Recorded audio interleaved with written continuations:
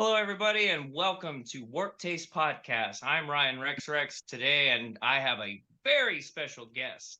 I have a Static Lullaby with us, and I'm very happy and excited to get this interview. Today, I have Travis Casper here, and he is from Alpine Loop, who from our sponsor, Ghost Killer Entertainment, signed to their label. They got cool music coming out. Check out Alpine Loop. But we're here today with a Static Lullaby. Boys, if you wouldn't mind introducing yourselves. What's up, Ladies guys? first. Hey, who's first, Dan? Ladies first, baby. Okay. Go for it. What's up, guys? My name is Joe, and I sing in Static Lullaby. Hi, my name is Dan, and I also sing in Static Lullaby. See, we got all the voices here today, and I mean, Dan, I think you do a lot of other things in a Static Lullaby, like your Wikipedia band member section. It's just like hat slashes for days of all the other stuff that you do. Yeah. But you guys are probably the longest tenured members of a Static Lullaby, and it's really awesome to have you here today. So I guess we should start from the beginning. Let's do it. How did a Static Lullaby come to be? Like, was it a name before it was a band, or was it a band and then you guys were like, dang, I need a name? So I'll take that one. We're kicking around band names like the first week of being banned. And I think the first one we landed on was A Boy's Dream. Don't do that. So stupid ass shit like that. Boy's Dream. And our buddy who was playing guitar at the time before we got Nate Lindemann, who played for the first and second record. His name was Freddie, and he actually thought of the name, and we liked it so much that we were just like, yeah, he's like, I feel like it describes the sound and it's perfect. I'm like, yeah, we like it. So we took that one. So thanks, Freddie. Thank you, Freddie. That's pretty cool, man. Freddie came in through a pinch and you guys gave you like a name. I feel like it has a lasting impression. It definitely creates like a picture in your mind. And I think it's probably one of the best ways to even describe your guys' sound. Yeah, I think it all worked out. So kudos to Freddie. That's true, yeah. Yeah, man. So you guys like started it. I mean, Wikipedia claims you guys started in Chino Hills. Is that like correct? You guys all met in high school type vibe? Yes, sir. Joe and I met in high school. The rest of the guys were all from Mayala high school as well. Brett and Nate, and then they were like younger than we were. I was previously in a band with Nate. Brett was currently in a band with Joe and Nostalgia, their hardcore band. And then the bass player Phil Peroni went to a Catholic high school, right? Joe went to Damien. Yeah, he went to Damien. Yeah, and he was in like a local band as well with some other guys that went to high school with us. So when we started this band, it was like Joe and I quit my little pop punk thing that I was doing, and then Joe's band needed a guitar player because he was going to the army, the current guitar player. So he tapped on me because Joe and I had been in bands previous to this in high school, some ska core bands, some cool shit, some good stuff. And then so we started. I became the guitar player of Nostalgia, and then within a week we were like, "No, let's just start a new band." And Static Lullaby was born. And we started cherry picking people. That's right. We went and got all the best guys from all the other bands and kind of made this Chino Hills super group, 18 and under. Oh yeah. Just like mega powers colliding, man. I mean, I kind of like, I guess that's the art of sharing lovers, right? Yeah, you got it. There it is. Nice drop, dude. He's got a bunch more. Needle drop. I love it. All right. So when does like a Static Lullaby go from a band that's just making demos online, or 2001, 2005, that's like a different time than nowadays. It's not like you guys were making like a Facebook page and sharing your band on flyers and stuff. Like, how do you guys go from just being a high school band to like getting signed and getting noticed and getting on like the big opportunities that you guys got on like through Ferret Records? Joe, take it, Joe. Yeah, this one's kind of interesting. So Phil, our bass player at the time, had a connection with Richard from Drive Through, and we winded up playing a drive-through record show. And that was at Chain Reaction. I think it was the Starting Line and Finch and somebody else, and we winded up opening that show. But right out the gate, we knew that we kind of had something locked in pretty good, and we knew that we wanted to go attack. After that show, we spent a lot of time going back and forth to Burbank and visiting Drive Through Record Studios. So it was all kind of happening really, really quick out the gate. But during that time, I decided that I was going to go out on tour with Finch. And I went out and I was selling merch for Finch, but I took all of our demos. I took every demo. So I went all over the country and I was handing out these demos every single place that they were playing. And by the time that we had got home, it created a lot of buzz.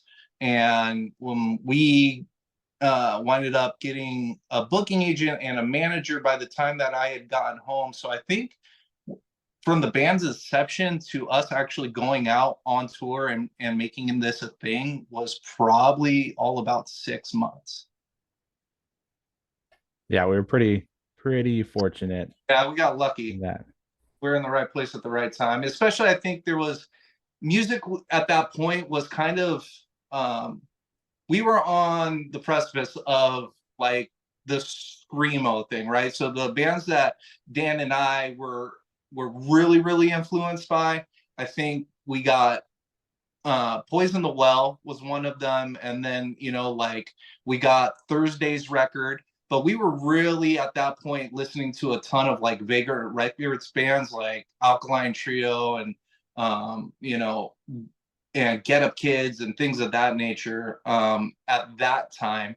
And we kind of saw it going this way. I was always kind of into the more traditional hardcore type of stuff. And but pretty much Poison the Well, and I think Thursday's record kind of got us to a point where we're like, okay, this is kind of where we see what we want our music to sound like. And it kind of just morphed into what it was. That's pretty insane. Yeah. I just noticed all my old man pills are in the background on my messy ass dresser. So I mean, I too have hardcore hurts. Did you have a question, Travis? I was gonna say, on your Wikipedia page it says you guys played your first show like a week after forming the band. 100%. How'd that go? Great.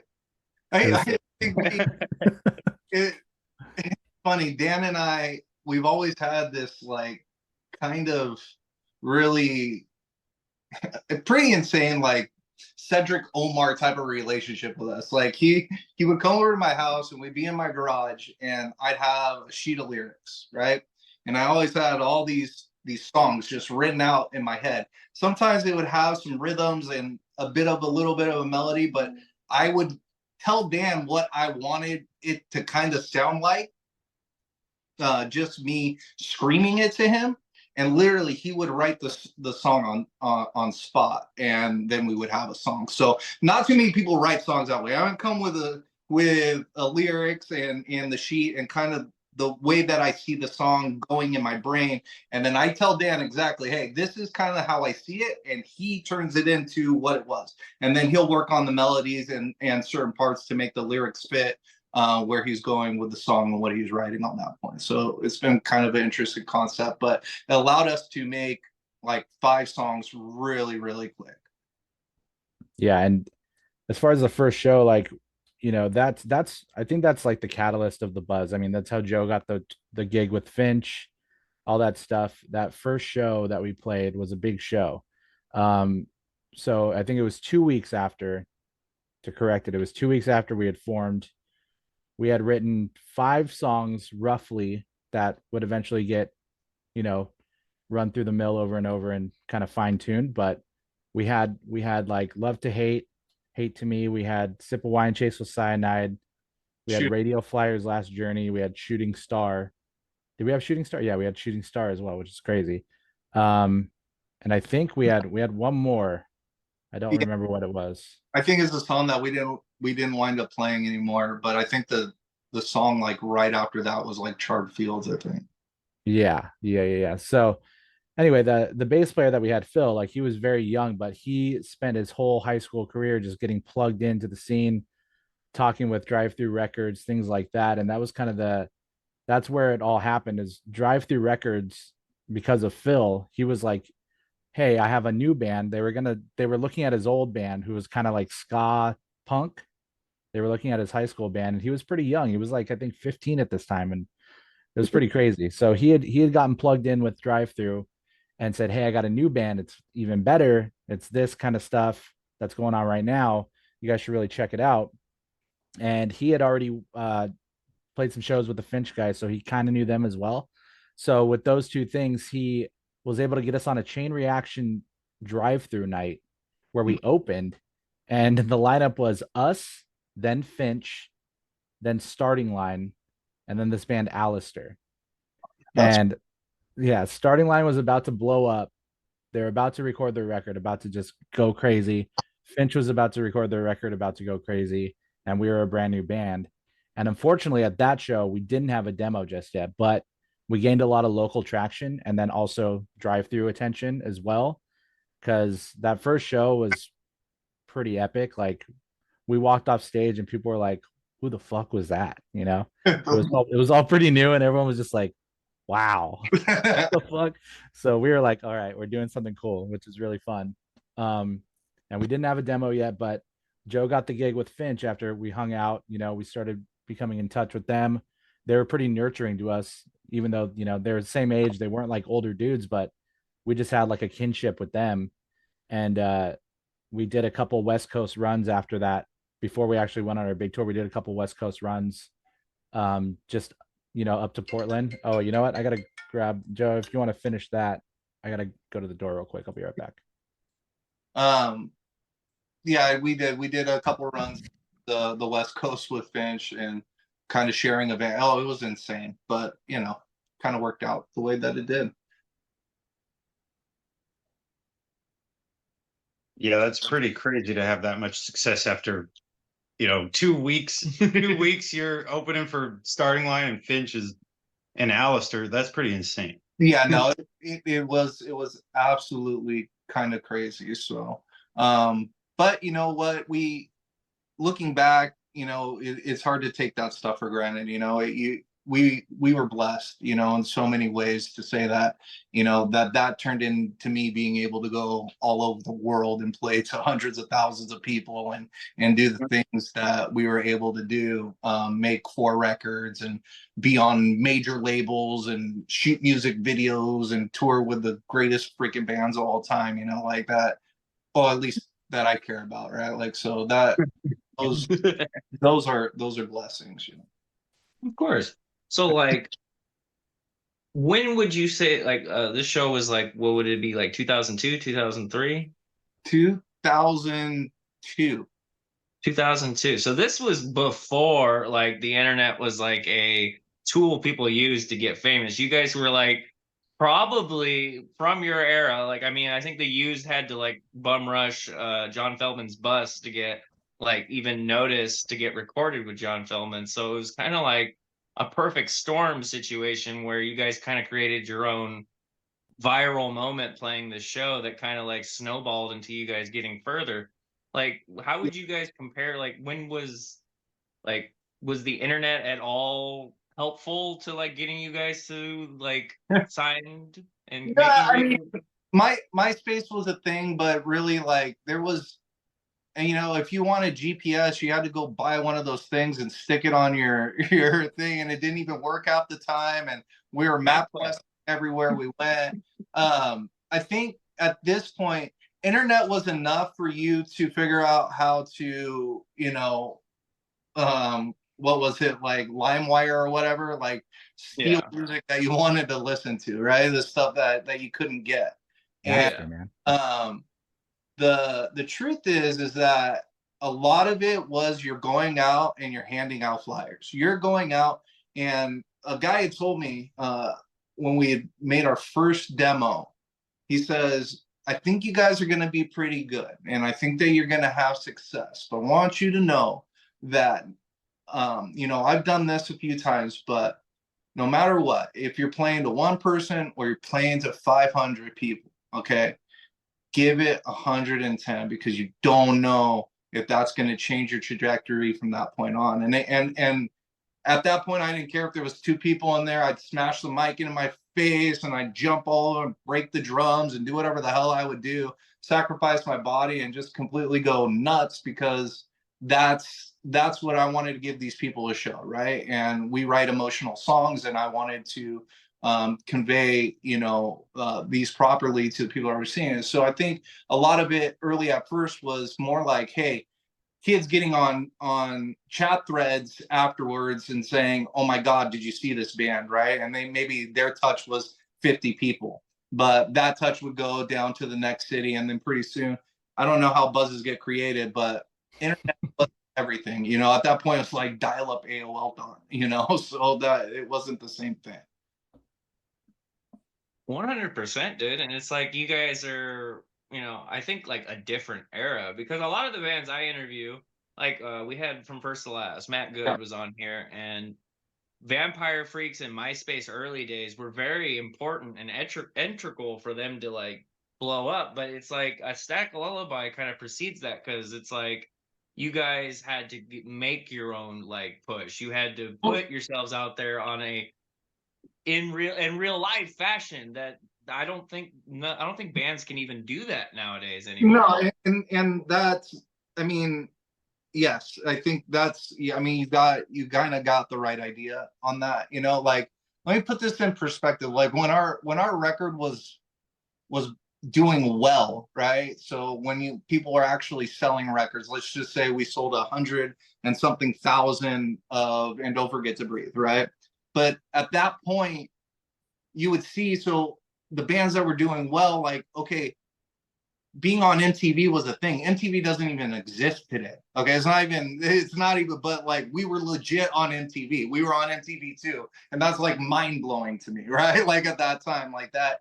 I don't know what you would put that into perspective today, but like it was a different time. I just think that what Stack Lullaby was early 2000s was, we were really part of creating something, right?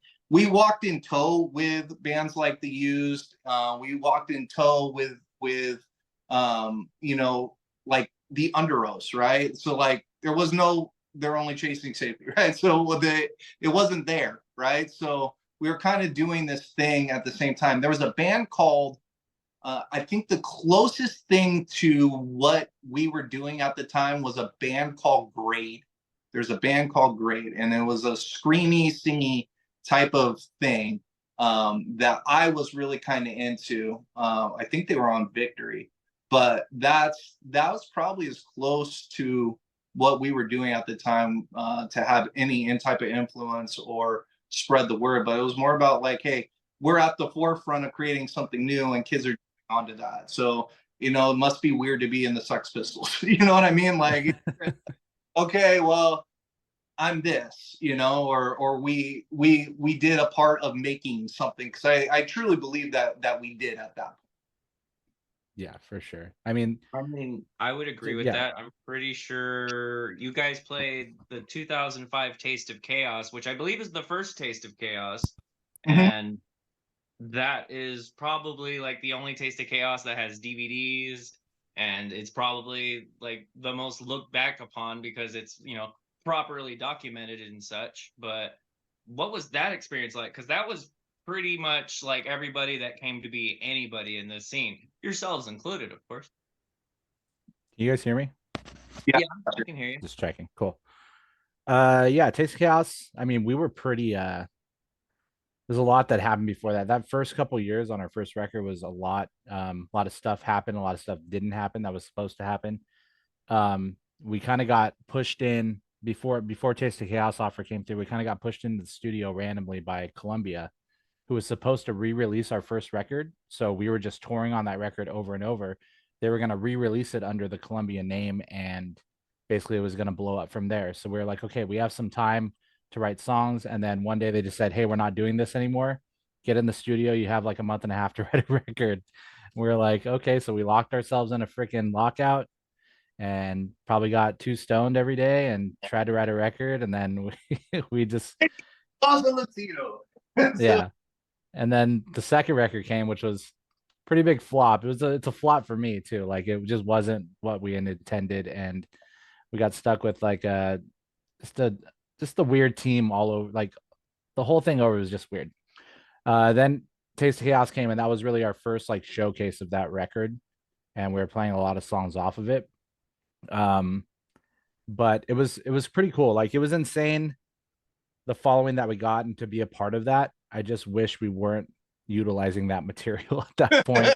I wish we stuck with the old stuff or had newer stuff, but it's just kind of where we're at. So it leaves a sour taste in my mouth to know that we didn't bring our A game because of like the things that had recently happened to us.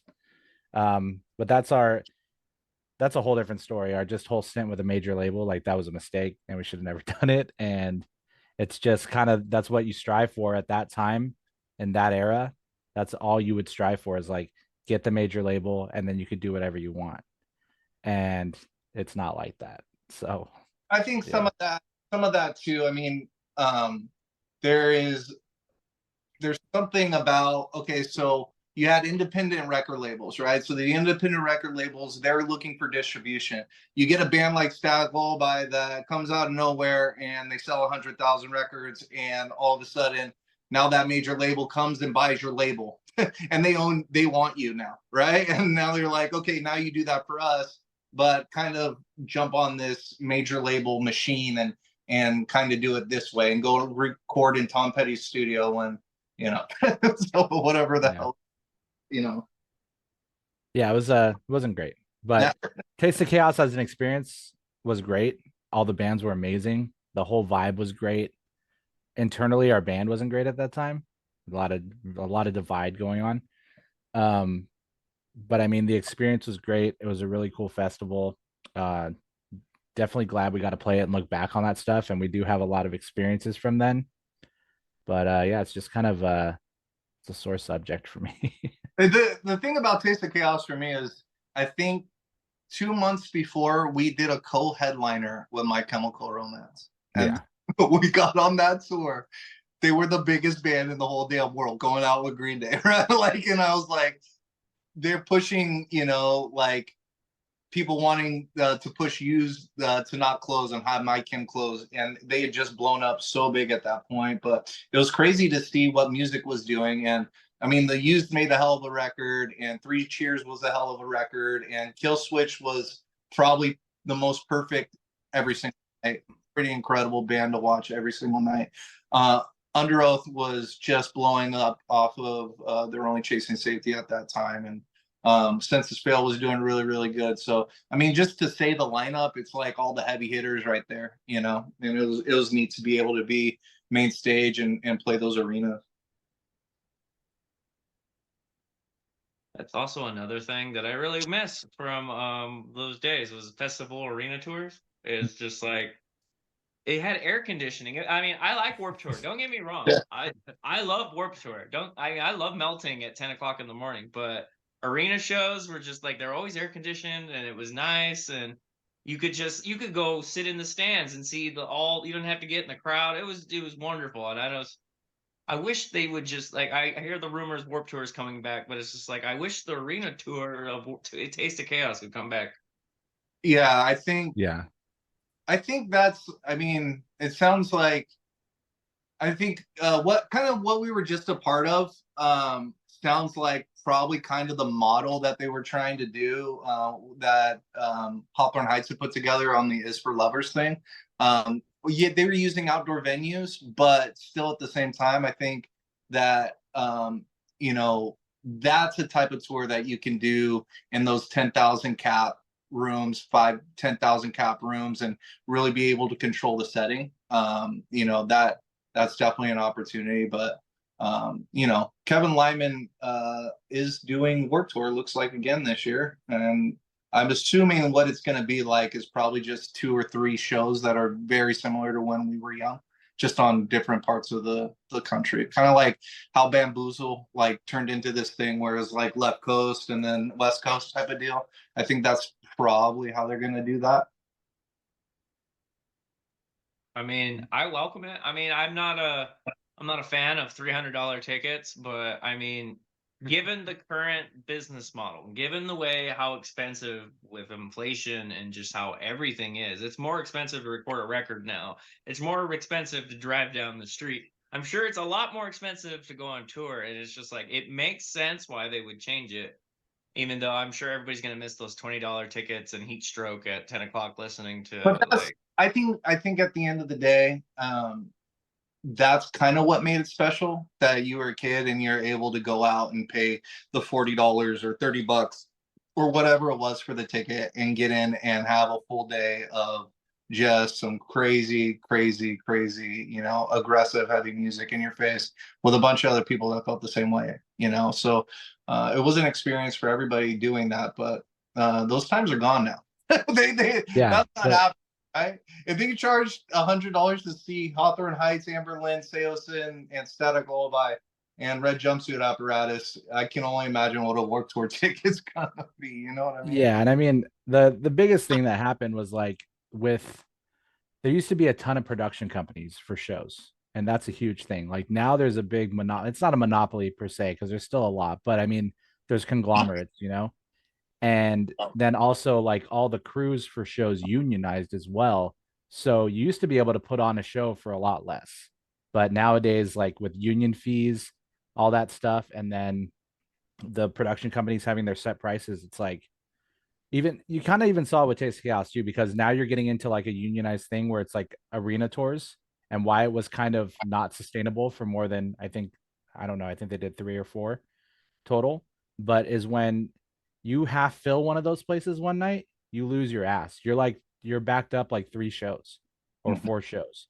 So the out of pocket is way too much, and like the risk is way too much, which is probably why you won't ever see that again, especially with these types of bands anyway. So I'm curious of you had the kind of issues with Columbia Record. How did you remedy that or move forward past that? Or was Um, the next record more successful and you stayed with them? No. no, no. So with Columbia, they basically we let the record cycle run. We knew it wasn't gonna. I mean, we just all had a feeling it wasn't gonna do well. It did okay, like first week sales, first month, and then it kind of just trailed off. Um, I think internally we all kind of knew that in the back of our minds that it wasn't gonna do as well, just because the content wasn't as good. And basically we just toured on it, just kept our heads down, just kept doing what we do, and we toured like crazy, like we always do. And Columbia eventually said like we came to an agreement. We did a lot of cool stuff. We had Matt Pinfield. If you guys know who Matt Pinfield is, he like was a big heavy hitter in MTV and stuff. Um, Punk rock legend. He knows everybody, has stories about everyone. He was our A&R rep. So we had some good times with Matt Pinfield, hanging out with him introducing us to cool people. That was fun. That was a good part of that. But at some point we kind of just did an amicable split with Columbia and said like, hey, we're gonna leave the label. And they were like, cool, that's fine with us. And at that point, the band was kind of in turmoil where we kind of were breaking up at some point. Like a lot, two of the original members are our original drummer had already left. He went to college. He left to go to college. He joined the band when he was 15. So he went on tour as soon as he could. I mean, he wasn't even legal age yet. The first tour his mom wouldn't let him go on, and Pappas from Finch had to fill in. So he was just ready to do something else. He had been doing this, missing school. It had to be weird for him. So he went to college, and then Nate and Phil were kind of like they were just feeling a different vibe other than what we were trying to do, and that was very apparent in the second record. And we kind of split songwriting. Like I have some songs that I wrote. They wrote a lot of the songs as well on that record, like a good majority, probably more than myself, I would say. And it just was kind of apparent that they wanted to do something different. So they ended up splitting off. Well, really the catalyst for that was after, I don't know how long after Taste of Chaos this was, probably a few months when Phil got in the car accident. Mm-hmm. And that was kind of the catalyst. Our bass player Phil got in a car accident. He was in the hospital for quite a while. Um, and he was in a coma, and he eventually woke up, and we were doing some stuff to raise money for his hospital bills and things like that. We did a couple shows with Active, the skate shop, and raised some money for Phil's bills. But at that point, he was already like, thinking about life, and he didn't really want to do Static anymore. He's kind of outgrown it, and he wanted to do something a little more like, just, I think, more like psychedelic focus, something like that. And Nate, our guitar player, was kind of like, they were like a team, so they kind of went and did that thing. And then it was just Joe and I, and we kind of just sat around for 3 months and basically called it quits. And then Joe and I didn't talk for 3 months, and then one day, like, one of us called the other one up and was like, let's just fucking let's get this thing going. So it was like a reformation, lit the fires, and we had to go source some new members. So that's how that was. I don't know what the question was. I'm probably off beat now. No, it's good, dude. They ask you. That's lore, dude. That's some Static Lullaby lore. Yeah. No, but I guess the original question was like, was that you kind of ran through the tours or the Columbia Records deal, and then you were done? You were off it by that point? Yeah. Yeah, it wasn't long lived. Okay, cool. So that leads you guys into doing your self-titled album, which, I mean, I don't like Sophie's Choice. I don't like picking favorites, but I gotta say that is probably my favorite A Static Lullaby album. And it's even the self-titled. I mean, it really feels like just kind of like all the best parts of the prior to, and just kind of focused and turned up to 11. I don't know. How did that album come to be? Like, you guys had to get a new label? Like, fill us in, man. It's one of my favorites easily. This is what Dan had said. We asked to be let go of Columbia, right? And said we'd like to go out and go make this record with somebody else. And we shopped it around, and we were talking to a couple different labels, and met with Bob over at Fearless. And Dan and I are, punk rockers at heart. And so many Fearless bands that we had listened to back when we were 12, 13, 14 years old. So there was kind of a nostalgia thing for us in that, where we definitely wanted to be a part of that.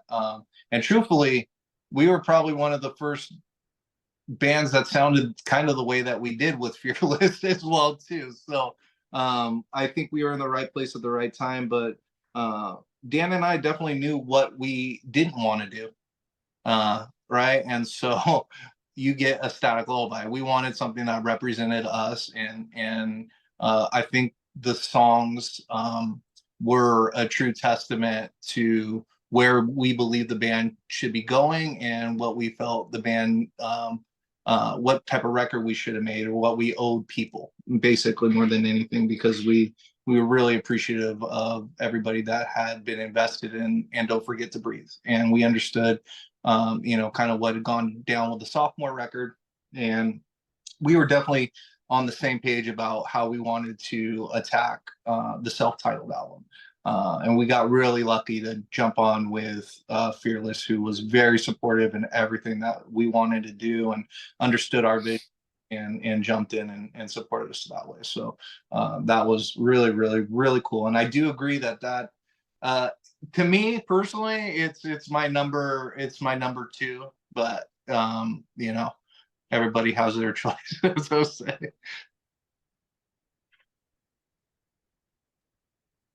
I mean, it's just such a great album. I mean, if it's not, if it's your number two, what is your number one? Oh, that is just, I think Rattlesnake is a banger, dude. Just I think it's more that I can listen to every song on both of those records and be completely happy. And I think that is the truth. I can listen to on both of those records. So I'm very, very, very happy with them both. I think that at the time, Rattlesnake was just I really liked kind of what we did with that one. Some of the songs just kind of blow my mind. But I think cohesively, I think A Static Lullaby is kind of a no skipper, right? And I think the song lineup in that one and how that went down kind of turned out pretty good. Very. I would agree. I mean, can't really I can't complain. Like I literally I turn it on. Even from an aesthetic standpoint, like the logo, it's iconic. Like the black and white aesthetic, it's just like kind of just fits everything that a fan would want in 2006 when they're like, I mean, it's a good year for music. I mean, Yeah. I think First Last Heroin came out that year. I want to say the Black Parade came out in 2006. It was a good year for music, and I feel like Ecstatic Lullaby came to play for keeps in 2006. Yes, we did. I would We say did. that album, the self-titled one, when I was still in high school, that album went around my high school. I could call up anyone from my high school friend group. They all know every song on that album. I love Nice. it. Hell Love yeah. that. I think that was actually the first time I got to make a flyer for a band show. My friend's band, Romeo Kills Juliet, played with you guys in Rialto, and Rialto doesn't even have venues anymore. So just to be able to make a flyer, because you're like, dude, we need a flyer. We don't have one. And it was just like, this was back in the day when everyone was making their own MS Paint flyers, and it's Right. not the prettiest flyer. I think I tagged you guys on it on Instagram, but I was able to grab the logo, and the logo looks really good. It's obviously a bitmap. It's not like I think this was before JPEGs were the usual. I think it was still bitmap, so it's very pixelated to this day. But yeah, that was probably like the coolest. Like the fact that a band that I listened to for years was playing Rialto. It's just like nobody plays Rialto. I think I want to say Whitechapel or Kill Whitney Dead played there, and they got bear maced, and that was basically like the last time they had a show. Whitechapel got bear maced in Rialto? Oh much. shit! I remember that shit. I remember that show. That was with like there was a bunch of bands that played, right? It was Yeah, just yeah, like, yeah. and it was basically the reason why that venue got shut down. And it was just Yeah, that's like tight. Rialto didn't. I don't think they have a venue anymore. They don't have shows anymore, and it's. I think that's why. And the Inland Empire hardcore scene, those guys, they don't play shows in gymnasiums or anything. Did Death by Stereo play that show? I don't know. What I was don't. that? Did Death by Stereo play that show? It was like a hardcore festival. I don't know if they played. I remember God, there was this band that my little brother loved. My little brother like loved all the bands there. I remember that. He was like so excited that we were playing with all these bands. Um I but think the that Rialto show. I think I have the flyer here. I believe, yeah, it's right here. Oh, there it You is. guys played yeah, this show right here. You guys played with Romeo Kills Juliet, Planes Crash, a Moret, and Remember Falling. It was at the Rialto Music Coalition. Pre-sales were 13, door was 15. crazy. That's crazy. Saturday, December 30th. I'm pretty sure this was 2006 because that's the logo from the self-titled album. I had little bitmap quality snowflakes on there because it's winter. Perfect. Yeah, I have vague memories of it, but I do remember the building. It was a very grungy building. There was multiple stages, right? I believe so. There was like different rooms. Yeah. Yeah. Unfortunately, at this time in 2006, I lived in Sacramento and I wasn't able to attend this show. Unfortunately, Oh, my best friends were in the RKJ, and I was just like, bro, I'll make you a flyer, man. Just if you see them, dude, just say that I love their record, man. It was a cool experience just to be able to like, yeah, I'm in a Stag Lullaby flyer, dude. Like, I think I was in 10th grade in 2006. I think probably 10th or 11th at that point. Crazy. In 2006. Wow. That's almost 20 years ago at this point, because No. next year 2025. That's 18 years. That's crazy to think about right there. That is. I don't want to think about it. Right. We're trying to keep going a little bit, so I don't want to get bogged down by how old I am. Self-titled is about like old enough to like be able to used to buy cigarettes. Like back in 2006, I think the legal age was 18. So I think nowadays it has to be 21 to buy cigarettes. So Oh yeah, that's true. I forgot about that whole thing. yeah. Sorry, Ecstatic Lullaby. You guys can't buy the self-titled can't buy cigarettes. I'll buy them Not yet. Okay. So now that you guys had this record that you were more in tune with it, I believe in 2007 you guys were able to play the Warped Tour. I don't know if that was like your first Warped Tour or you guys had managed to play any before that, because your Wikipedia unfortunately omits the fact that you guys even played Warped Tour. I had to like look that up. I was like, I know these guys played Warped Tour. We I got the we I got the did- story. We did a couple, not full work tours. We played a couple different years. Yeah, 2000. What was that? 2006. I think we played a couple of dates. So this all stems back to Kevin Lyman and Static Lullaby relationship. So apparently we did a show or canceled a show that Kevin Lyman had booked or set us up with because he was friends with our management company. So something happened. I can't remember exactly what, but it left a bad taste in his mouth about a Static Lullaby. So he was just not interested anytime we were going for one of his things, Warped Tour, whatever it may be. On Taste of Chaos, that was kind of like that was a Kevin Lyman thing. Our manager got us on that, said you have to put them on. It would be stupid not to. And we got on that. That was kind of our trial run. And I remember one night we were in Atlanta and we all went to an after party for Taste of Chaos. And we went to like this bowling alley bar thing. I forget what it's called. It was really cool though. And we were all just chilling, having drinks, partying with all the bands, whoever. And the head of our management company, John Reese, who was the Uses manager, he also used to manage Guns N' Roses for a bit back in the day. He had come up to me.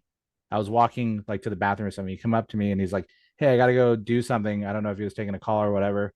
And he's like, "Come fill in for me while I bowl on this lane."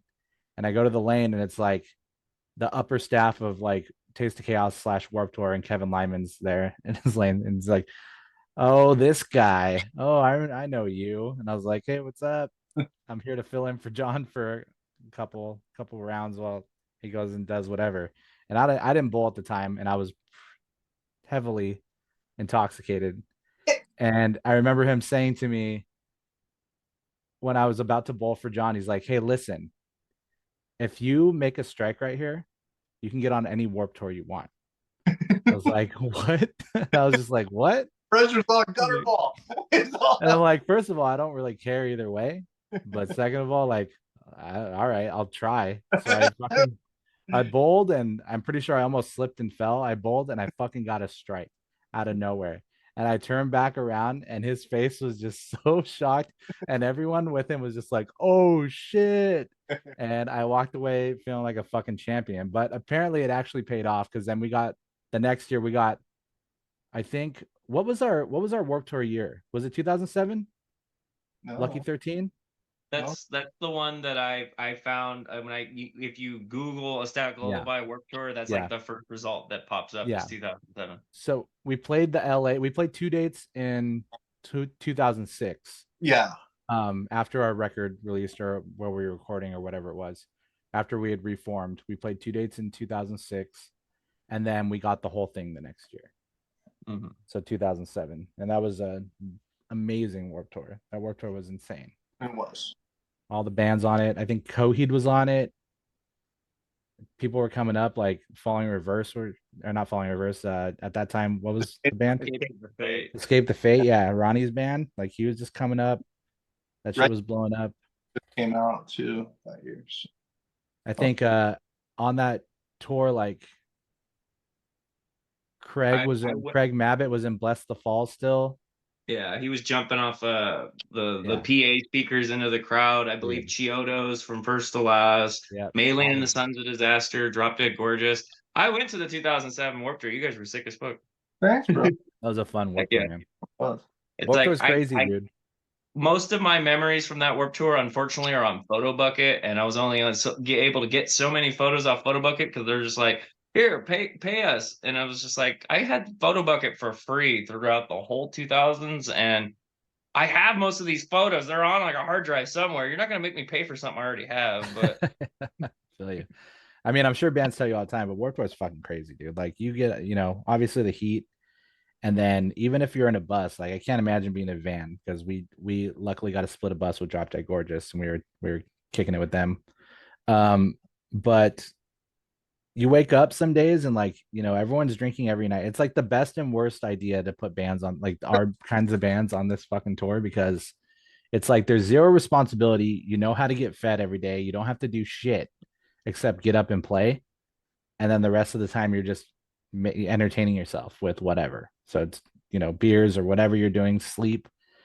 So you get drunk the night before, you wake up hungover as shit. It's like 10 o'clock, 10:30, and it's like, hey, you got to play in a half hour. The schedule goes up every day at like 10:30. So you don't know when you're going to play the next day.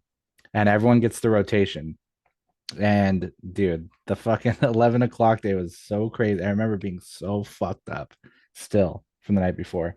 But yeah, man, it's Warped Tour it's fun, man. It's summer camp for bands. It for sure is. And it's a lot of fun. And I think we have the best memories from that tour. A lot of shit went down on that tour. Did. But, it was That's really crazy. fun. That's great. I want to hear one crazy story. Give me one Warped Tour story that people don't know. Oh my god. I don't even know like I'm gonna tell you a specifics. story. Is this Warped Tour? Was it Warped? There we go. Smalley? What's up? When Smalley. No, that was the CMJ thing. Yeah, that's not it. No, Warped Tour, we were a bunch of crazy shit went down because we were with Drop Dead Gorgeous. And those guys are fucking wild. And Joe just like became part of their band. He just became one of them because Joe's wild too. And I was just watching Joe get lost in the sauce with Drop Dead Gorgeous. And I was like, we're gonna lose him. He's going to the dark side. Yeah, that time we were just like, I was trying to get a head start. I remember I'd spent a lot of time in the back.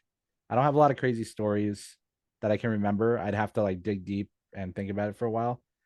But I just remember being in the back the whole time because I was like super fearful of ever having to like stress write a record again, like Fausto Tito.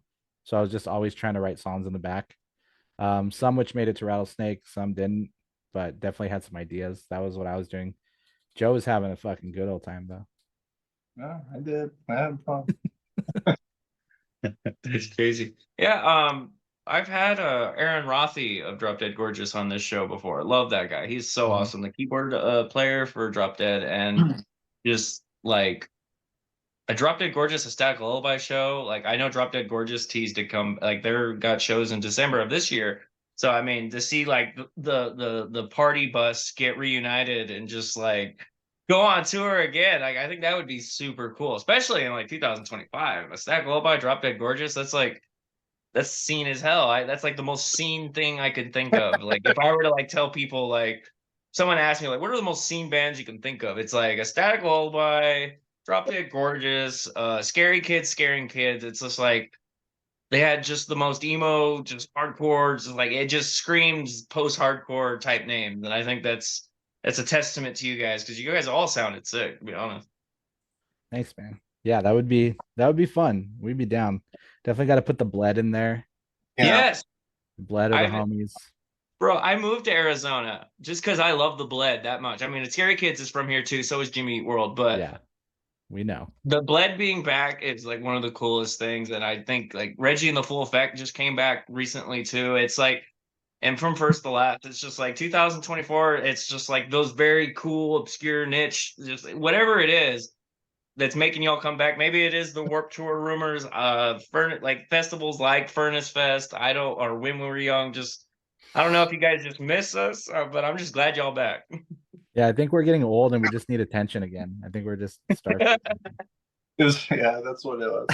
that's what's driving me. I identified as a singer in a band, and then I identified as a dad.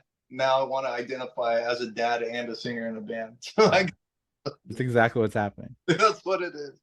So wait, I was gonna ask, what have you guys been doing in your time off?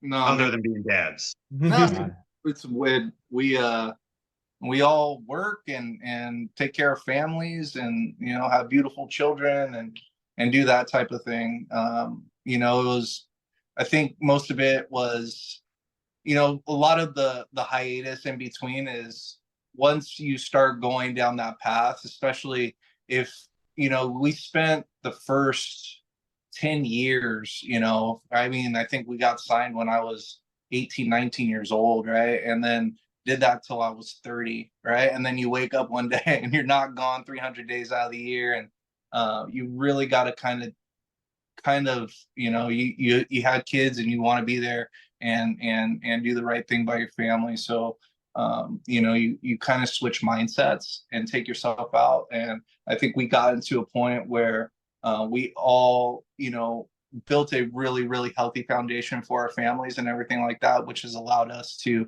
come together and take part in some of the better things about the music that really kind of made us whole, right? Like my relationship with Dan, I've known him since I was 13, 14 years old, and he's my lifelong friend, and to not have him in my life, I think more of it's just having the band back together just so I can have my friend back. I mean, it's just so the boys can get on stage and do the thing that we really love to do that took a large chunk of our lives. I think the most important thing was being able to have our kids come out and see us play, because they, it's more that they heard about it, or, they didn't really get to see it. And my daughter tries to be a Nepo baby by pulling up YouTube videos or whatever the hell. And I was like, and she got to see it, and Dan's daughter got to see it. And, it really, really, really kind of cool, and where we wound up today. Yeah, kind of where, yeah, that's like the main reason. It's kind of just to show off for our kids. Like right. we were fucking cool, and we are still cool, and we'll show you why. So I mean, John's had an army of kids since the band. Joe's had a good amount of kids since the band. I have one kid. John has actually done a lot of growing. He's actually a head pastor at a church, Sandals Church in Banning, California, which is a huge shift for John. I mean, John was always kind of, he was always Christian and in trouble with that. And, had some issues, growing up and stuff. And he's overcome a lot of that stuff. And he's become like the greatest dude in the world. He was always a sweetheart, but he's just like the greatest dude, greatest dad, just kicking butt. And for me, I had a kid at like 35, and I was just kind of a shithead after the band stopped. I was just like, either going on tour with other bands, teching, whatever I was doing.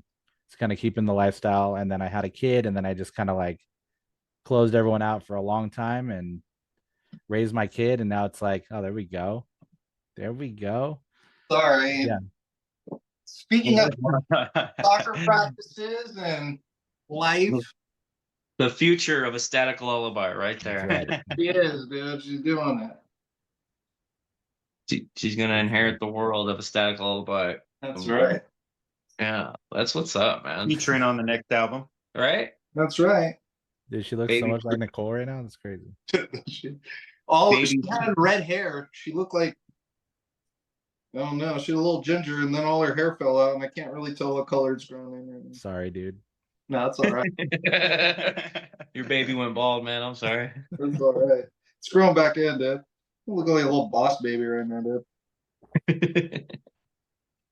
So, I mean, I know that Hawthorne Heights invited you guys to come out to Is This for Lovers Fest.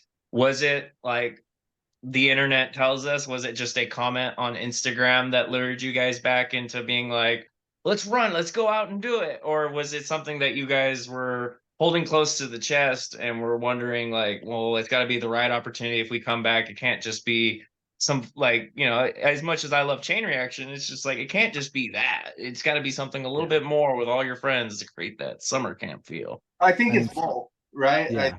I think Dan and I had been talking about, hey, if we're going to do something, it's got to be, if we're going to come out, it's got to be the right show for us to do that. And I think after that, then Dan got the actual Instagram thing, so that is real. So I think it's real on both fronts. So. Yeah, I mean, there's a small amount of coercion, but we both Hawthorne Heights and us said like, let's make it the smallest amount of coercion so it could feel authentic in like 30 years when we can't really remember what happened.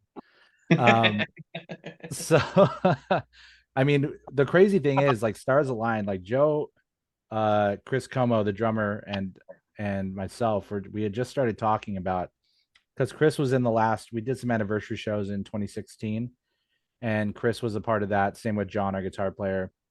And then Joey Bradford, who actually plays bass for the or sorry, not bass, plays guitar for the Used, played bass for us on those shows before the Used. And we were kind of like, we were just talking about doing something like as far as music goes, like recording songs and writing stuff. So we had been talking for about a month, and then Joe was, oh, she spit up, I think. She spit up. Yeah. What you got? Ew, that's gross. Good job. Good job. A work taste podcast first. There we go. That was nasty. I like it. Good job. We got an exclusive. Love it. But yeah, we had barely been talking about recording something, and all of a sudden we get hit up by Hawthorne Heights on Instagram in a DM, like, hey, because we had been like kind of teasing something because we were planning on recording and releasing a song, and we had put like a teaser post up, and I think they caught wind that we were like doing something, possibly coming back, and they hit us up via DM. They're like, hey, we have this show, would you guys like to play it?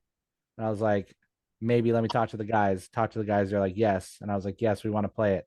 They're like, okay, we're gonna put it in an Instagram comment, or we're gonna call you out on Instagram. You guys respond. And we're like, okay. So that's how that went down.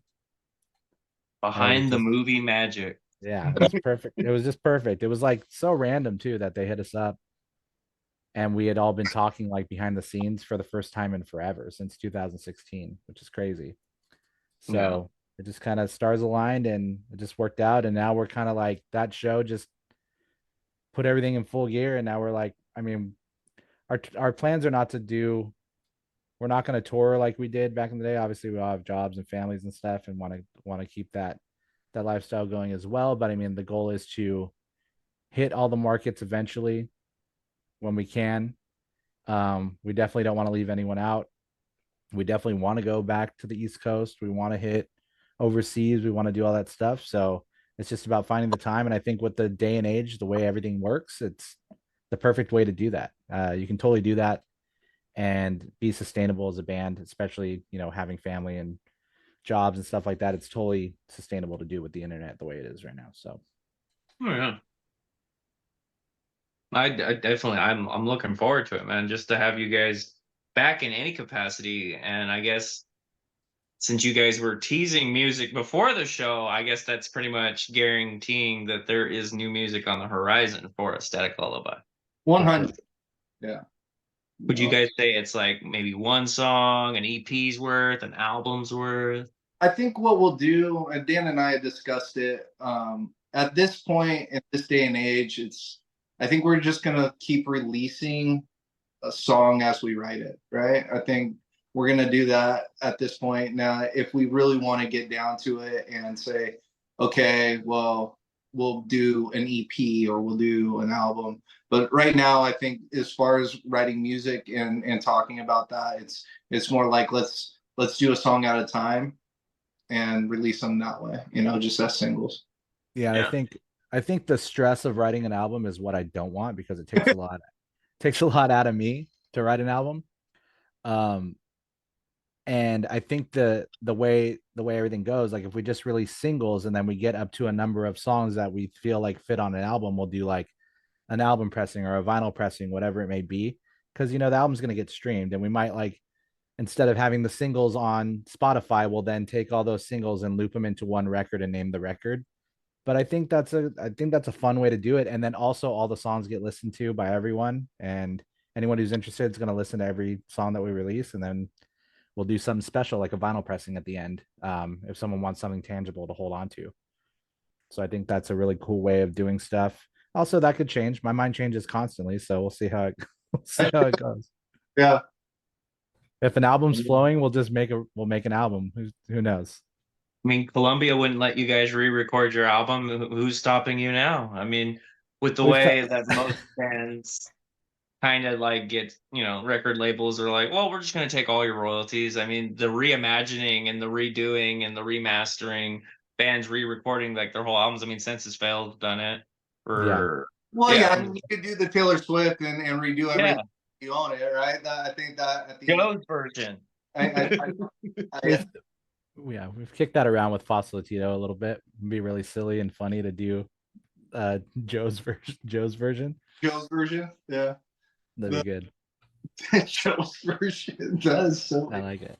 But yeah, I think it's funny just doing this, sitting down with you guys and talking. I'm like, I always had this idea in the back of my head that I wanted to do an EP of covers of just the bands that really kind of inspired us to create a Static Lullaby, because I think it actually became its own thing, which is really, really neat. And you know, just walking through that and having that conversation previously, it's never gonna happen, but you know, I can You dream. never know. You never know. Sky's the limit. I mean, dude, that alone, the idea, the prospect, just like that just makes me interested just to like to think like what bands did. That's all my plays Operation Ivy. You know, Yeah. who knows? Operation I say Ivy. do it. I don't want to mean, cover Jimmy Eat World. It would be horrible. I mean, you. Yeah, I I mean, know. We can't cover Jimmy and Wood. I would be sick to hear Pain like a Static Lullaby version. I think there's songs on Futures that definitely are a little more darker and less like you know, like we need a little poppy Yeah. upbeat. You know? It would have to be off Try Clarity. to cover though. like Denver Mint or something. Yeah, dude. Yeah, It's gotta be. It's we're gotta gonna be go like for Clarity. I know. two songs. Static Of Prevails. course, shit. I'm just saying. You know what I mean? It's just No, man. But yeah, new music on the horizon. I'm already kicking around good ideas. I just sit here and I work from my computer and I play guitar all day. So it's good. we're gonna get somewhere with this. The Beat Lab is always busy. It seems. Yeah, there's no beats over here though. It's only guitar. That's Chris, our drummer. I'll send the guitar riffs to Chris when they're done, and he'll put them in the beat lab. Dan's eternal, dude. Like a caveman. I don't want technology at all. I'm just like, give me a guitar. Someone else do everything else. I'm the same way with recording vocals. I'm just like, bro, I've been messing around with Fruity Loops since 2007. I still know what I'm doing. Can I just get someone that knows what they're doing? And like, it gets done faster. When I do it myself, it takes way longer. Yeah. The toughest challenge right now is like, we all have to buy gear because we don't have gear. We got all our shit stolen in like 2008. And that's kind of like, that was the catalyst of the band kind of like really breaking up, is like, well, we don't have any more fucking gear. I lost all my shit. So we're just like sitting here piecing stuff back together, and I think we're in a good place right now after just like getting the fire lit under us to like play this show.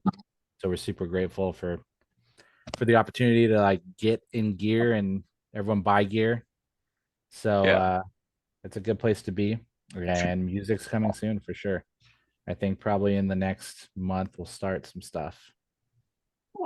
Yeah, and you guys are definitely, you're gonna see some vinyls come out and stuff like that. So. Yeah, for the kids. For the kiddos. That's what's up, man. I mean, I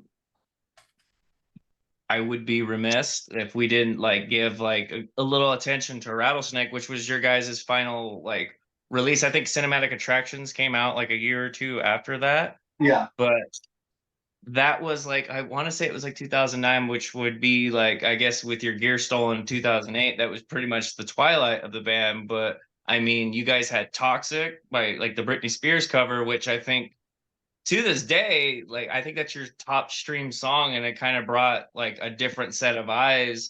And I don't think like like around that time, I think Pop Goes Punk was a thing, but it wasn't like a yearly thing that was as manufactured as it became. And I feel like you guys even put that on your own album. Self-titled had an Imogene Heap cover at the end. I feel like Static Lullaby was definitely one of those bands that kind of like spearheaded like making a cover and making it really good, and like having your own spin on it, so that people know that like, yeah, I like Britney Spears, but this is a Static Lullaby song at the end of the day. Yeah, I mean, that Britney Spears song kind of transcends the band altogether. Like that's its own beast. Like it's its own band. Like a lot of people don't even know who the band is. They just know the song, which is crazy. And we did the song so people would hear the record, but then Pop Goes Punk goes like #8 on Billboard, and it's like the lead title track of Pop Goes Punk, and we released an album at the same time. That's always a great idea. right? Yeah.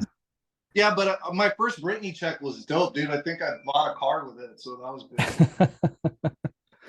Yeah, man. That I feel like that elevated but also destroyed Rattlesnake's release for sure. By the Rattlesnake was amazing though. I mean, I fucking love that record. I mean, I love and don't forget and don't forget to breathe is always my number one. It's always going to be, just because it takes your whole life to write your first record for a band, and I feel like our whole lives are in there up until that point. And Rattlesnake is like the second type of record like that. Like everything that happened in the band, like Rattlesnake is the culmination of all that, everything we've learned, all the stuff. Self-titled, I feel like self-title's third for me, even though that's a special record. Getting to know Dane, getting to know John as new members, and like just I remember just staying up late with John in my room, learning Pro Tools and Reason and how to write beats and learning how to do all that shit, and just like making demos in my room constantly. And yeah, I mean that record holds a special place in my heart too. I feel like it's probably our best written record as far as songwriting goes, but Rattlesnake's just fucking wild, so I love it. What do you got to say about Rattlesnake, Joe? Yeah, that's my thing. I don't know, dude. Like honestly, I put that on and I get the feels all over that one. Right now, my favorite song from Static is "Alla Diable." I don't even know how to say it, but It's French. that's some French stuff. But I think right now that I don't know. It's just that the lyrics on that album, the way Dan and I attacked that one was good. I don't think I'll be able to sing half of those songs, but still at the same time, it's dope. We'll get there. We'll figure it out. But yeah, man, that I keep listening to that record and like I keep forgetting that this song's on it, and I'm just like pleasantly surprised, like, oh yeah, we wrote this song too. That's fucking crazy. Like Morning Would Come. Yeah. I'm like, what the fuck is this song? And then I listen to it, I'm like, holy shit, this song's kind of a banger. Every song on that record I have no problem with. So that's always good. Same with and Don't Forget to Breathe. I love all those songs. Yeah, me too. I mean, outside of Rattlesnake, we're just talking like favorite nostalgic lullaby songs. I mean, I'd have to say Mechanical Heart, because it's like I saw you write that in a post or something. I saw you write something about Mechanical Heart, and you know what? Yeah. That's so off the cuff. And when we did that song, I listened to it the other day. It's different, but it's really really a cool song. It's really no. It's just like you guys did like Beach Boys stuff. Like it's just the vocal harmonics, and then you got like that sick guitar riff. It's just like I believe like the post you're referring to. I was like, as much as I love the Imogene Heap cover, I wish this was the final track on the album. Oh, that's right. You're talking about how it lined up, right? That's great. Yeah. Yeah, it was just like it felt like it was the perfect ending, and nothing wrong with the Imogene Heap cover. I love it. I'm just, in my opinion, like just with that guitar solo, all the vocal harmonies, it kind of just like calls back to like 60 years of musical history. It's just like it felt like saying goodbye, and then Imogene Heap comes, and it's just like I love Imogene Heap, but it doesn't say goodbye the same way. You know? Why are you here? It's over. Yeah. It's over. Why'd you come? The Imogene Heap cover wasn't even gonna. We were saving that as like a B-side. It wasn't even gonna be on the record, or it was gonna be like how old bands used to do, where like the record would just keep going and going and going for minutes, and like you could either turn it off or you're gonna hear this song. And it wasn't even on the first pressing of the record going out. It wasn't like titled on the back as like a track listing. Yeah. And I think that's something we did later because it started to gain like some momentum for us, and it was just kind of a screw around thing that we did in the studio, and our producer was into it, we were into it, so we just did it. Yeah, but Mechanical Heart, man, that song is great. I remember finishing that song and I was just like sitting back listening to the demo, and I was just like, mwah, like loved it. I was like, this song, wow, so weird and different for us. That was cool. On that record, I think some of the off the cuff ones that are my favorite are like probably like Trigger Happy Tarantula. That song is amazing. I love that song. It's a brilliant title too. Like I just imagine a tarantula just pulling the triggers. It's just 8 hands. It's 5 Goes West. There's a tarantula with a bunch of revolvers in that movie. That's I can see it in my head now. I haven't seen Five Goes West since I was like 10, but I can see it in my head because that movie is dope. Because I always, to this day, I haven't seen that movie since I was a kid, but I always remember, give them the waves. Yeah, like that's The burned in waves, my yeah. brain. Yeah, that movie's sick. But yeah, man, there was a lot of John, like, I'm so sad that John wasn't a part. He kind of was a part of Rattlesnake, but he had left the band. He was kind of doing his own thing with, like, you know, figuring out family and stuff. And John was like a huge part, like, because I need that, like, not just like Joe's my partner in writing, like when we do like the lyrics and stuff, you know, and like coming up with ideas. But John, like, I never had a writing partner that was like in the meat and potatoes of like figuring out chord progression and things like that. So it was really nice to have him, and he had a big part. Like, he played a big part on that self-titled record and helped me figure out a lot of shit. Sorry, I think your mic's muted. Oh no, you're fine. I was just I was like discussing over time things and look with the Oh, next. gotcha. Yeah, you're good. Sorry. Gotcha. Apology. That's why I You're all had it good. muted. I didn't want to You're all interrupt you good. because you were going good. Like, what the hell are you saying, asshole? No, because I wanted to. My next question was like, because we were talking about Rattlesnake, like Cinematic Attractions. That was a song that came out after Rattlesnake. Was that like a B-side, or was that just like something that like you were plotting like the next move for the band, but stuff started just not lining up anymore? The band That was was when Chris broken up. got involved, right? So Dan Dan had this riff, and it was really good. That I asked him to write a song for me for a special occasion, and we went in and recorded that thing, and he blew me away. It was, I mean, such a cool guitar lick, and we got this guy in to play piano, and I think that we just wanted people to hear that song because it was just something that we did, and you know, it was something really nice. So. Yeah, I didn't know that Joe was gonna make it a Static Lullaby song, and then I just saw it on Spotify one day, and I was like, "What the fuck?" But our current drummer, Chris Como, actually, he was like the hometown hero, recording all the new local bands and getting them deals and stuff like that. Um, Great ear, great drummer, great producer, and Joe had met him through some friends, and I don't know exactly. Did you meet him through John? Yeah, he's in Elevate. Well, yeah, but I mean, you met him through John, and then he got Yeah. into Elevate. Yeah.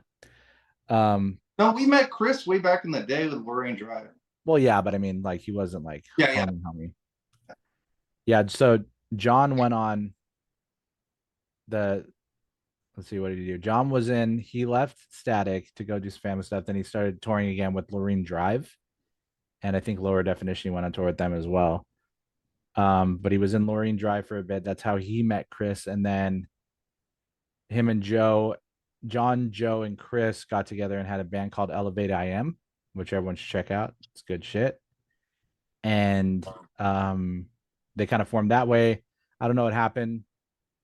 How'd you guys break up? What happened with Elevate? I don't even know. We played Zinc, and John and I got in a fight, and that was it. Oh, shit. Okay.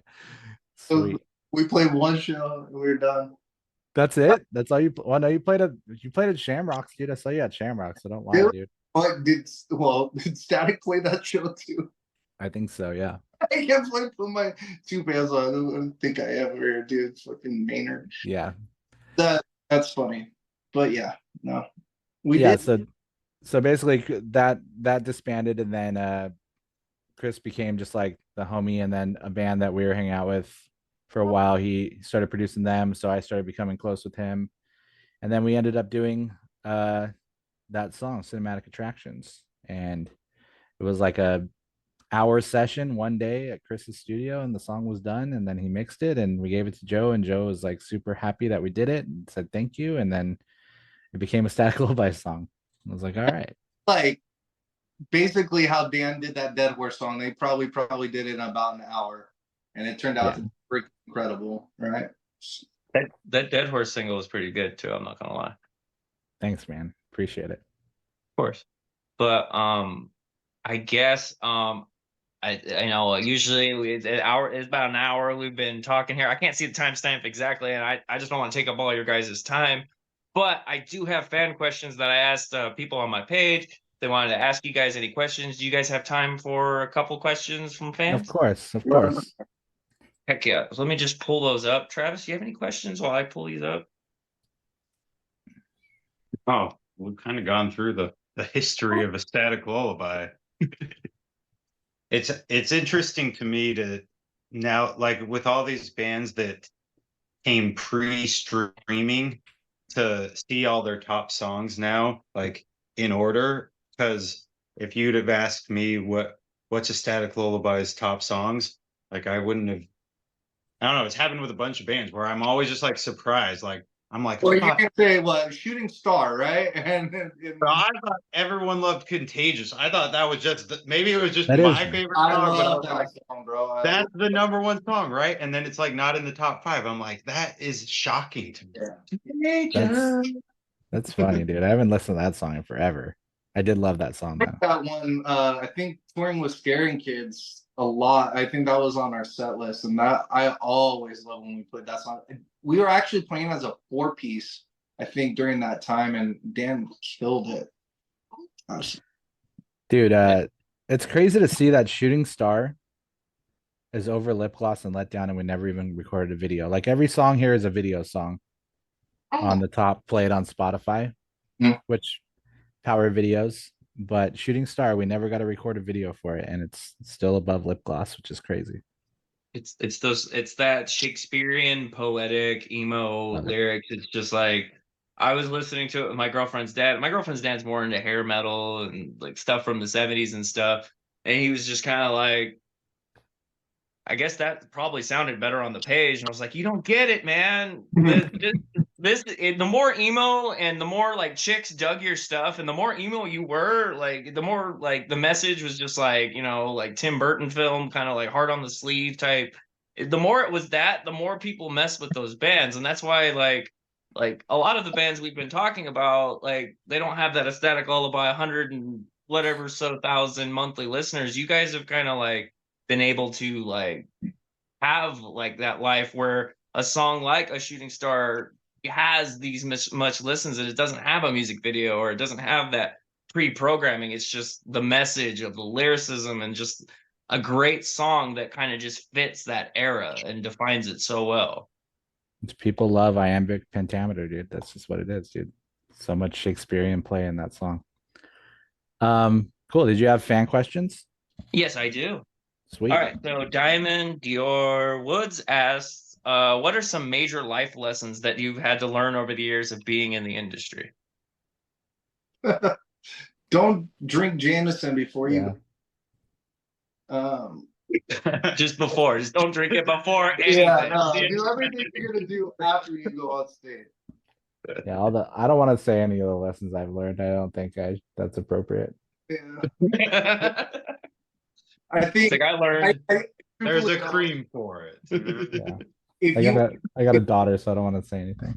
real fast is not at all, join a band and get mildly successful because that's what happens, right? I think you have zero accountability and you're getting older day by day, and then your life stops and you realize, wow, man, I was just in a 10-year dream, type of deal. So I think all the growing comes up after it. When you can hindsight being 2020 and you look back and you can reflect, and allows you to say, okay, well, I did the right thing or I did the wrong thing, and well, we got lucky here, and all these other things. But I think the older you get, the more you can look back and say, well, this could have gone a different way or not, but it's still it's a good deal.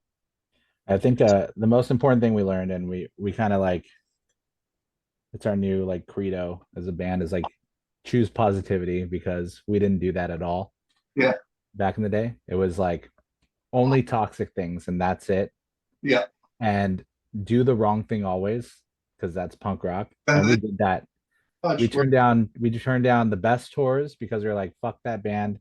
We turned down or fuck like this one dude that knows the guy from that band, and whatever it was. Like we were very petty and very like gatekeeping. And now it's all like choose positivity. We have this opportunity again. Let's not ruin it. So let's just do it the right way. Yeah, it's called Graticore, right? What were we Yeah, saying? Graticore. Actually, really good advice. I think more people should follow that, to be honest with you. Yeah. All right. Nicholas, I am going to butcher this last name. Taormina asks, I just want to know when and don't forget to breathe is getting pressed, which I think that's out of your guys' hands, and that is owned by a label, correct? We are Well, yeah. on the licensing. I think we have a deal in place with the people that are going to put it out. I'm not going to say who it is now, but I think we'll be able, if everything goes properly, we'll be able to set that up as soon as our website's done being built. I think we'll be able to set up pre-orders probably in December. Nice. Yeah. Well, that's a good question. That's a good answer. Yeah, so everyone shut the fuck up. It's Yeah. gonna happen because I'm sick of getting that question. I think we'll actually have limited run presses probably available January, February somewhere. Nice. Very good news to hear. I'm sure Nicholas is gonna be excited to hear that. Anthony Morini asked, what are some of your guys' favorite bands from the scene days, both to listen to and favorite bands to play with? Mm-hmm. Joe, you want me to go? You want to go? You go for a couple, and I'll think. Yeah, let me fucking go, dude. Let me cook. Cursive. Cursive's great. The Kinnison deep cut. That band was fucking amazing.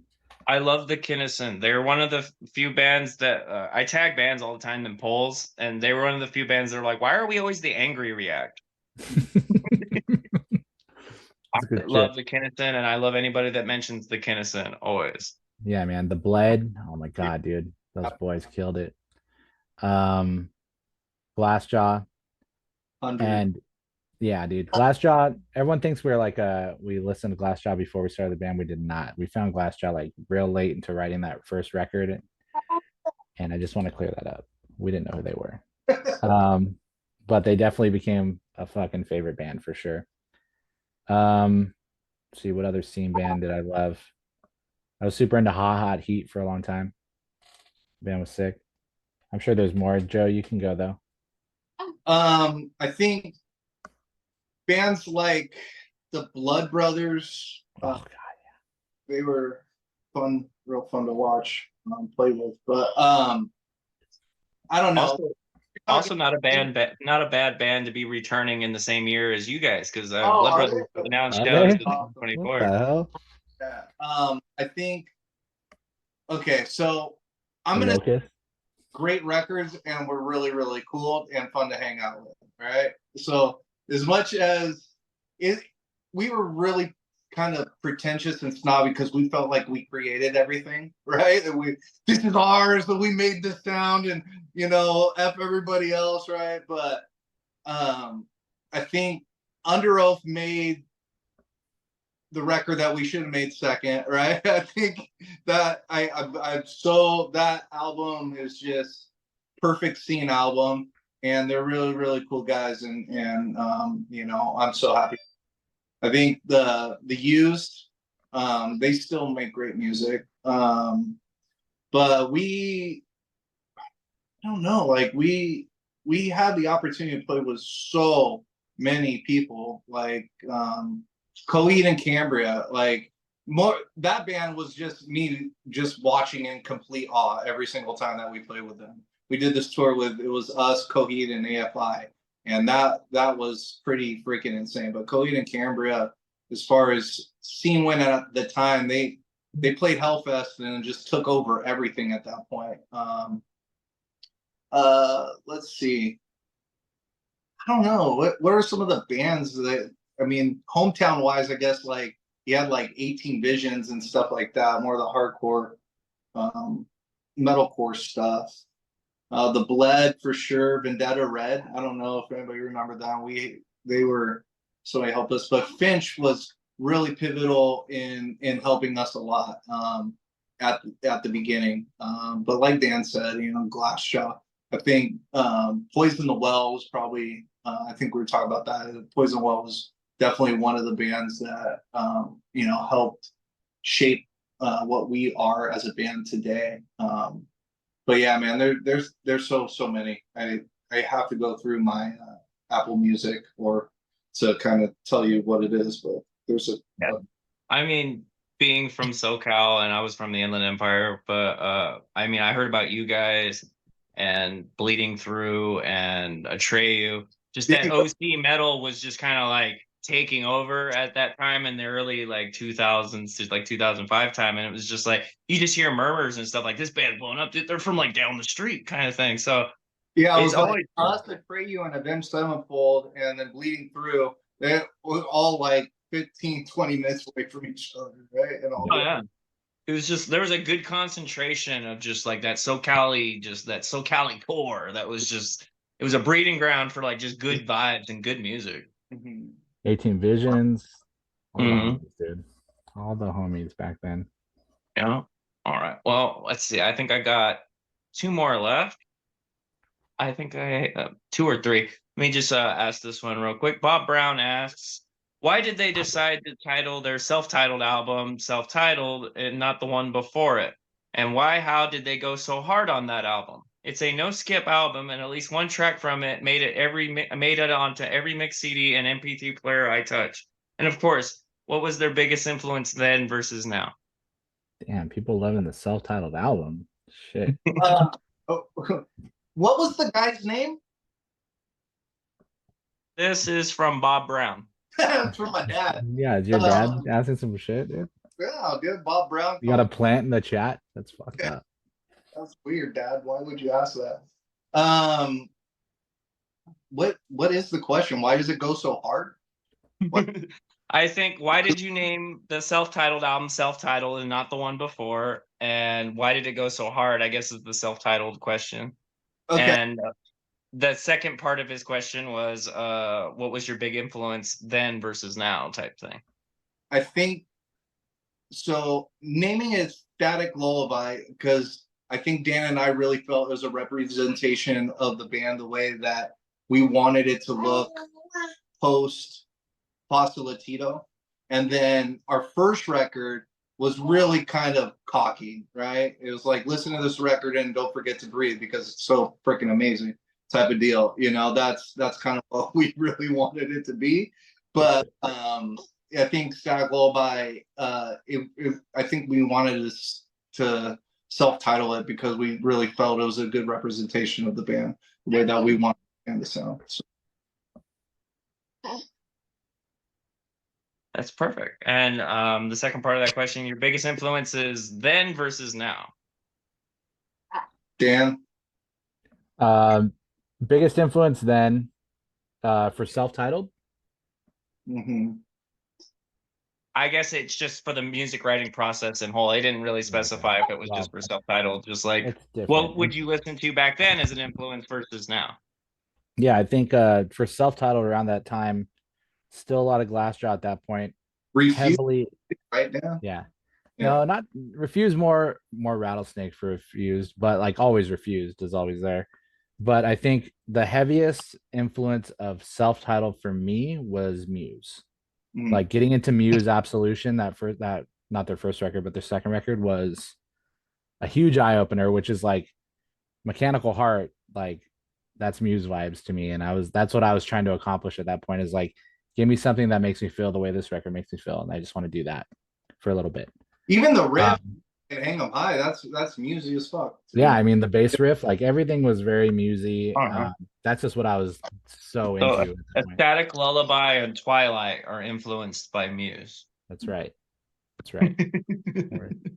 We should have been on that fucking Twilight soundtrack, I swear to God.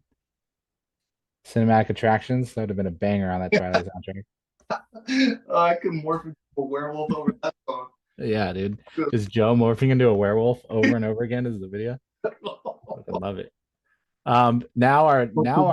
My influences now is fucking who knows, dude. Everything. It's Stevie Wonder. It's fucking. We've always been we were never a band that just listened to like this type of music. Joe and I have always listened to fucking Michael Jackson only, or fucking Bruno Mars. Is like, I listen to a lot of Bruno Mars, listen to a lot of Justin Bieber. Joe and I both listen to a lot of Justin Bieber. We get down with shit. We get down with pop shit. We've always been into pop shit. But I mean, we still grew up in this scene and we love this scene and we love the music and we still get into it. But I mean, I think now it's like it comes from like a more pure place. Is like it's like, remember the scene that we helped start. Let's channel that scene and write music like it, but we're not listening to anything that is necessarily in that scene. Yeah. It's just about our interpretation of what it was, and whatever songs are to come is going to be that. Here's an idea for you. Imagine what Emarosa was and what Emarosa sounds like. I don't know about that. Right? Yeah. Okay. What Emarosa sounds like today is nothing what Emarosa sounded like before. And basically what Emarosa sounds like today is what Dan and I listen to. Is just like soulful pop music most of the. But that's not what we're going to sound like. No. So everyone knows. Just so we get that clear. He's letting you know that he knows that Emarosa used to sound like with Chris Roeder when it was heavy as heck. And Yeah, it's different. But damn, that that was new a great Emarosa record album. is crazy.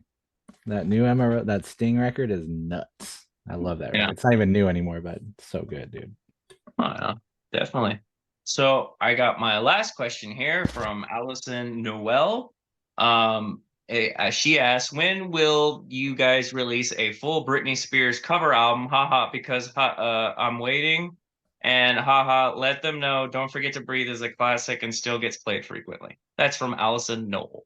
Let Allison know that she's onto something there, to be honest.